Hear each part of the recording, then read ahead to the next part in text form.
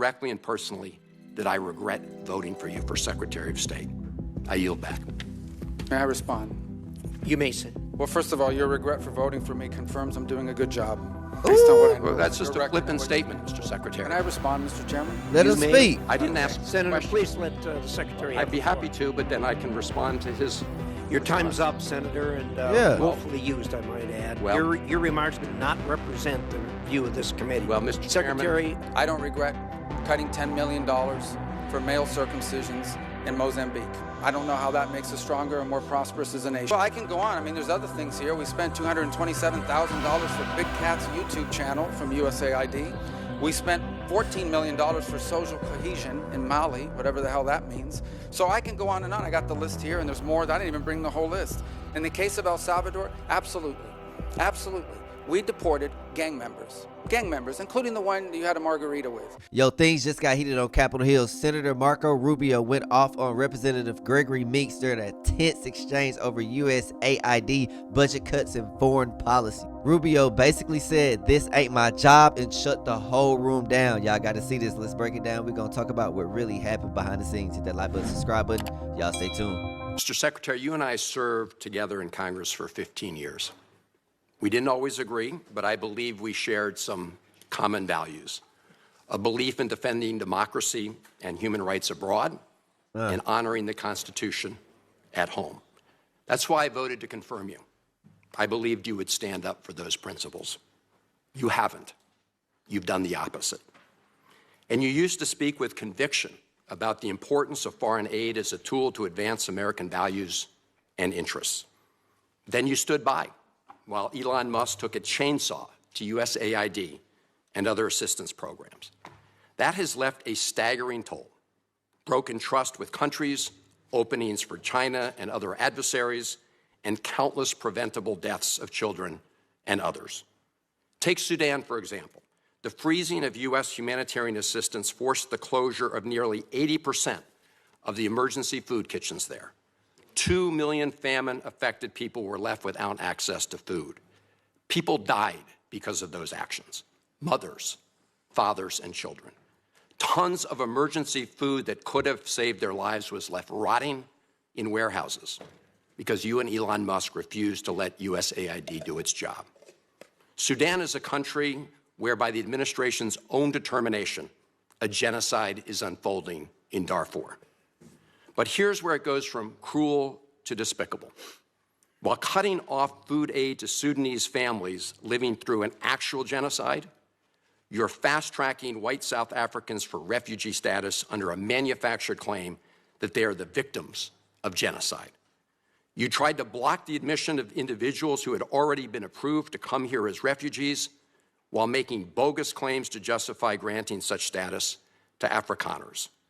You've made a mockery of our country's refugee process, turning it into a system of global apartheid where political ideology and race, more than truth or need, matter. And while you've turned away from a genocide in Sudan and invented one in South Africa, you teamed up with President Trump to throw the Ukrainian people under the bus and have been played like a fiddle by Vladimir Putin. Of course, Donald Trump not only said he would end the war in Ukraine on day one, he also said he would end the war in Gaza on day one. And yet last week, you were all running around to Gulf states, giving away very sensitive American AI and chips technology, but doing nothing to end the war in Gaza and get the remaining hostages returned. You know that for 78 days, the Netanyahu government did not allow a scrap of food to enter Gaza to reach over 2 million civilians.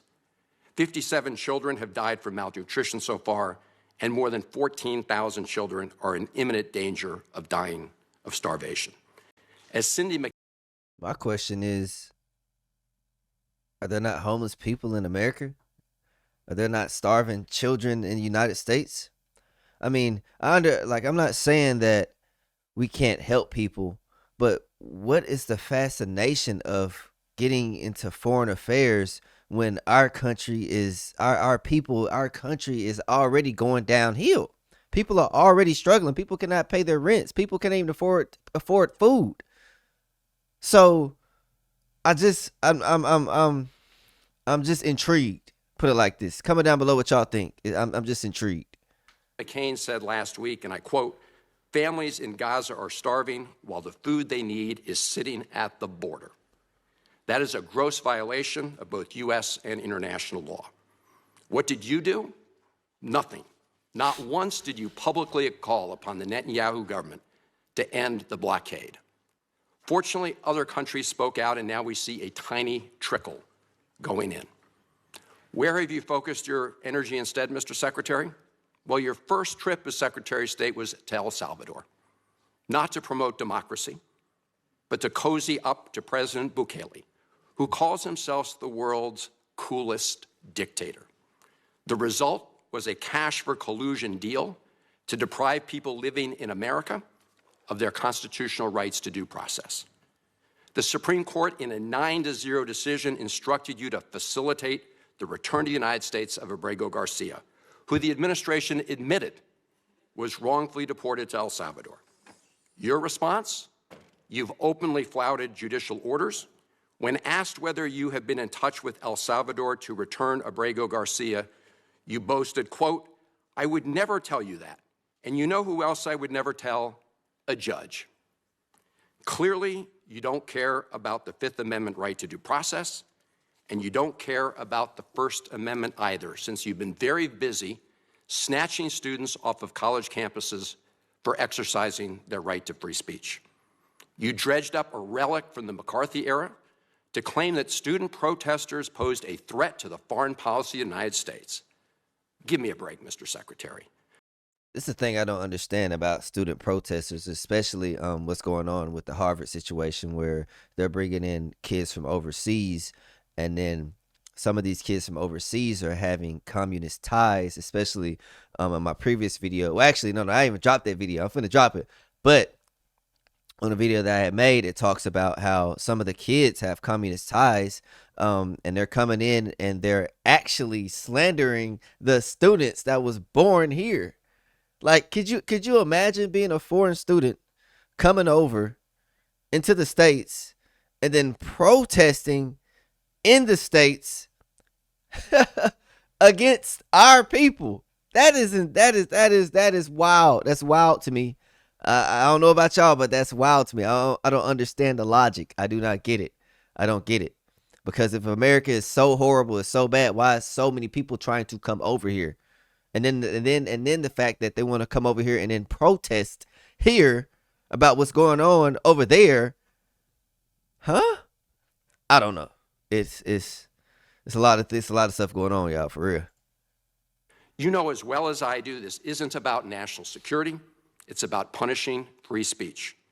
And you know that in America, the government doesn't get to use its power to punish speech it doesn't like. Yet in March, you boasted about revoking student visas, saying, and I'm quoting, "We do it every day. Every time I find one of these lunatics, I take away their visa," unquote. Let's look at one of those lunatics, Mr. Secretary, Ms. Ozturk. Her crime was co-authoring an op-ed in her college paper critical of Tufts University's response to the war in Gaza. Your own department found zero links to terrorism, no anti-Semitic statements, but you still yanked her visa and shipped her off to detention in Louisiana. And the list goes on and on. The federal judge in the case of Mohsen Madawi, who is the Columbia student who was ambushed by federal agents at his citizenship appointment, said, and I quote, this is the judge, "Legal residents not charged with crimes or misconduct are being arrested and threatened with deportation for stating their views on the political issues of the day. Our nation has seen times like this before, especially during the Red Scare and Palmer raids. Like the McCarthy-era witch hunts of the 1950s, your campaign of fear and repression is eating away at foundational values of our democracy. Back then, it took one voice, Attorney Joseph Welch, to cut through the hysteria with the simple question that marked the beginning of the end of that shameful era. He asked Senator McCarthy, "Have you no sense of decency?" And I would ask you the same, Secretary Rubio. But you have shown through your words and your actions what the answer is. And I have to tell you directly and personally that I regret voting for you for Secretary of State. I yield back. May I respond? You may sit. Well, first of all, your regret for voting for me confirms I'm doing a good job. Based on what I know Well, that's about just your a record and flippant what you statement, stand Mr. for. Secretary. Can I respond, Mr. Chairman? Let You him may. speak. I didn't ask Senator, questions. please let the secretary have I'd be the floor. happy to, but then I can respond to his. Your time's up, Senator, and Yeah. willfully used, I might add. Well- your remarks do not represent the view of this committee. Well, Mr. Chairman- Secretary, please. Well, I'd like to. I can't respond to everything he said because much of these are untrue, but I'll go through a few. First of all, I'm actually very proud of the work we've done with USAID. For example, I don't regret cutting $10 million for male circumcisions in Mozambique. I don't know how that makes us stronger and more prosperous as a nation. I raised don't Sudan, regret Mr. psychosocial support. Why won't he let him speak? Why won't he let him speak? Let him talk. Let him talk. These are the people that's in the office. Let him talk. Services. I raised USAID. Sudan, Mr. Secretary. Can I not respond, Mr. Mozambique. Chairman, or do I? Senator, I'd ask you to suspend. You had 7 straight minutes of I chose to railing on- use my time that way, Mr. Chairman. That's my right to Please use my suspend, time that way. Secretary. Yeah. Well, I can go on. I mean, there's other things here. We spent $227,000 for Big Cat's YouTube channel from USAID. We spent $14 million for social cohesion in Mali, whatever the hell that means. So I can go on and on. I got the list here, and there's more. I didn't even bring the whole list. In the case of El Salvador, absolutely. Absolutely. We deported gang members, including the one you had a margarita with. And that guy is a human trafficker, and that guy is a gangbanger, and the evidence is going to be clear. In the days to come, Mr. you're going to see Chairman, who you went to look, defend. I'm sorry, Please, Mr. Chairman. Secretary No. Rubio has the floor. Mr. Chairman, he can't make unsubstantiated comments Senator, like that. Secretary Rubio has the floor. You had Secretary your time. Rubio should take that testimony to the federal court in the Senator, United States because well, he hasn't done it under oath. Here's another point, okay?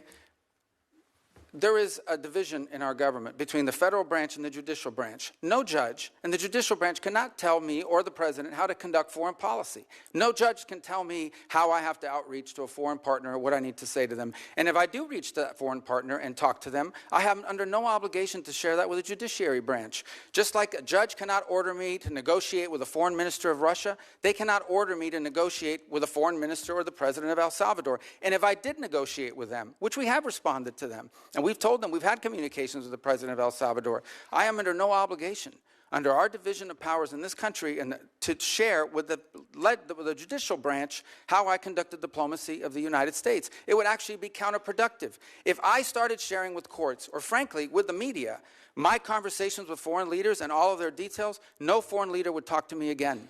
And we would Correct. break trust with them. Correct. So I have complied with every court order. What I won't comply with is an order to disclose what I'm saying and what we're talking about with a foreign leader, because then they won't talk to me. Diplomacy doesn't work that way.